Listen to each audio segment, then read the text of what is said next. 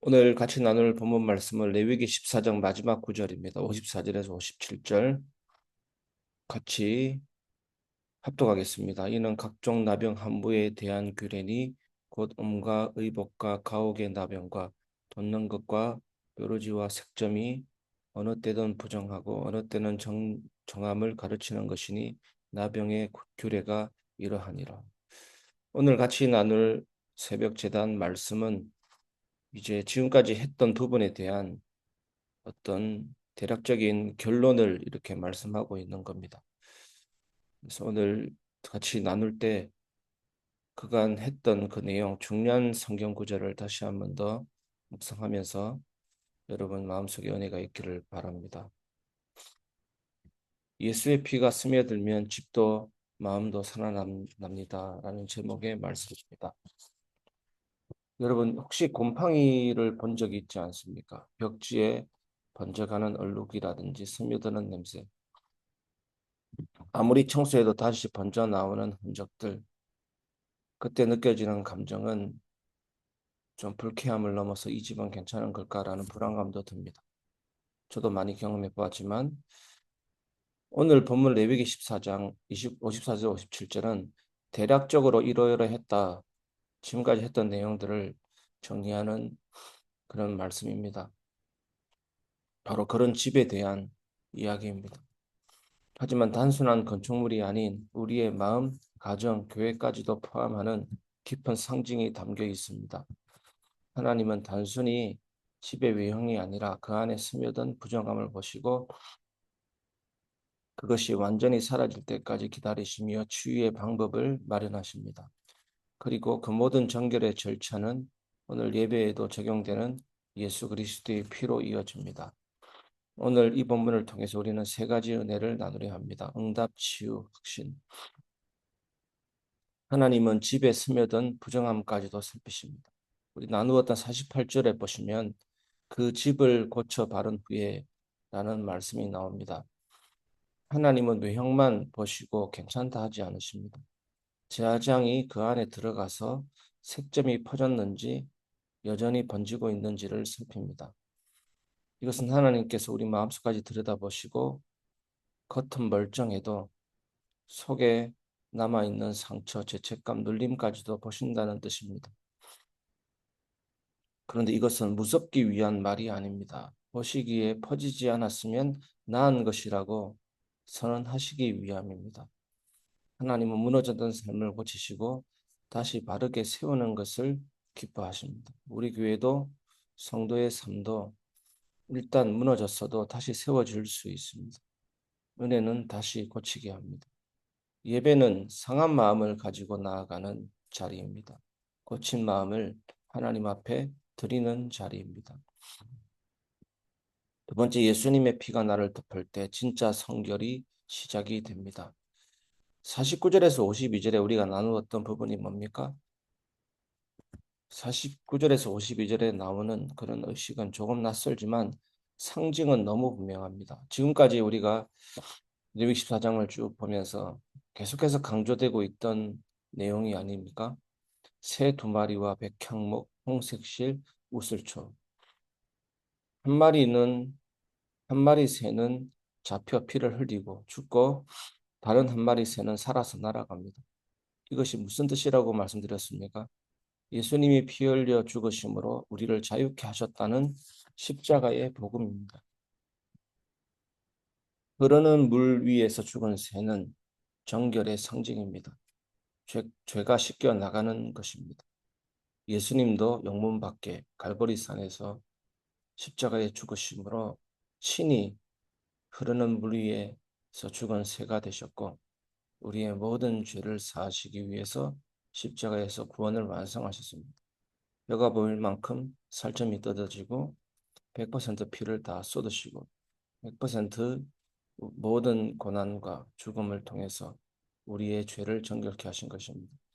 그리고 살아있는 새는 뭡니까? 그 피를 묻히고 하늘로 날아갑니다. 우리가 바로 그 살아있는 새입니다. 예배는 그 피를 기억하면서 다시 날아오르는 자리입니다. 기도는 예수의 피가 내 삶을 적시도록 머무는 시간입니다. 성령님을 끊임없이 의존하는 시간입니다. 자유하게 된 우리가 하나님과의 관계를 바르게 회복하는 시간입니다. 교회는 정결해진 사람들이 모여서 다시 세워지는 집입니다. 정결은 내가 잘해서가 아니라 예수님이 피 흘리셨기 때문에 가능해진 은혜입니다. 그 은혜 안에 머물면 우리는 다시 살아납니다. 오늘 그 은혜 안에 머무시기를 바랍니다. 기도만큼 은혜 아니면 안 되는 절대적인 부분입니다. 성령님을 끊임없이 의존하면 우리의 기도는 새처럼 날아오르는 자유로운 시간이 될 것입니다. 기도가 막힐 때 성령님께 기도가 막힌다라고 고백하면서 우리는 다음 단계로 날아오르게 되는 것입니다. 우리 마음에 상처가 있을 때, 묶여 있을 때, 자유롭지 못할 때 예수님의 이름으로 성령님을 의존해서 기도할 때 우리는 또다시 자유롭게 날아오르게 되는 것입니다. 그래서 우리 마음속에 점점점 어두움이 사라지고 무엇 때문에 힘들다, 무엇 때문에 힘들다 하는 부분이 점점 거쳐지면서 더욱 자유로운 몸이 되는 것입니다. 말씀 묵상과 기도의 놀라운 축복을 통해서 오늘 하루도 날아오르시기를 바랍니다. 세 번째, 속죄가 끝나야 진짜 확신이 시작됩니다. 53절의 절정 아닙니까? 살아있는 새는 성 밖에 놓아두고 그 집을 위하여 속죄할 것이라. 그러면 정결하리라. 속죄는 그 집을 위한 것이었습니다. 오늘 우리의 예배, 우리의 교회, 우리의 마음은 누군가의 속죄를 통해 정결케 되었습니다. 바로 예수님의 십자가입니다. 이 구절은 선언이었습니다. 그러면 정결하리라. 의심하지 말라는 것입니다. 예수님의 십자가에서 다 이루셨다면 당신은 여러분은 정결한 사람입니다. 근데 예수님이 단지 우리의 죄만 용서했다가 아니라 요한에서 1장 9절의 말씀 보면 모든 불의에서 깨끗하게 하실 것이라고 되어 있습니다. 불의라는 단어가 죄의 오염, 죄의 지배, 죄의 권세, 사단의 권세 이런 것들이 다 포함되어 있습니다.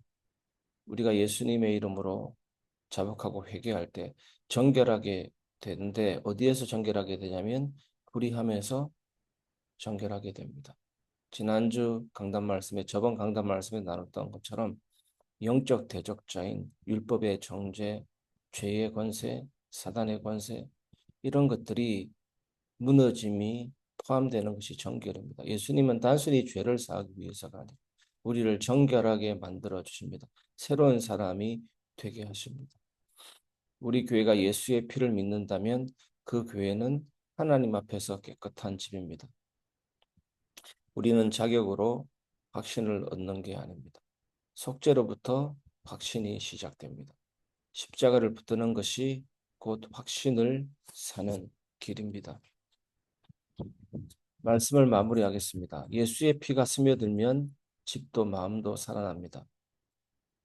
지금까지 나누었던 레위기 14장의 집 이야기는 단순한 집 청소 이야기가 아닙니다. 오늘 레위기 14장 마지막 절을 보면서 그런 규례들을 다시 한 번 더 떠올려 주시기를 바랍니다. 이것은 내 삶에 무너졌던 부분, 예배가 흐려졌던 마음, 관계 속에서 곰팡이처럼 번진 죄책감과 지쳐있는 부분에 대한 하나님의 치유 이야기입니다. 하나님은 고치십니다. 하나님은 다시 살피십니다. 예수님은 피 흘리셔서 우리를 정결케 하십니다. 그 피를 묻힌 우리는 살아있는 새처럼 다시 날아오르게 됩니다. 예수님과 계속 연결되고 예수님을 의지하면 날아오르는 인생이 되는 것입니다. 예배는 그 날개짓입니다. 예수님의 피는 오늘도 교회의 성도에게 다시 시작할 수 있는 날아오르는 힘을 주십니다. 그러니 오늘 주저 말고 예배의 자리에서 하나님의 선언을 들으십시오. 그러면 정결하리라. 이제 응답이 시작될 것입니다. 치유가 흐를 것입니다. 확신이 깃들 것입니다. 예수님의 피가 스며든 곳에는 모든 것이 살아납니다. 이것이 오늘 마지막 성경 말씀을 통해서 주셨던 정결 규례니라. 규례입니다. 아무도 막을 수가 없습니다.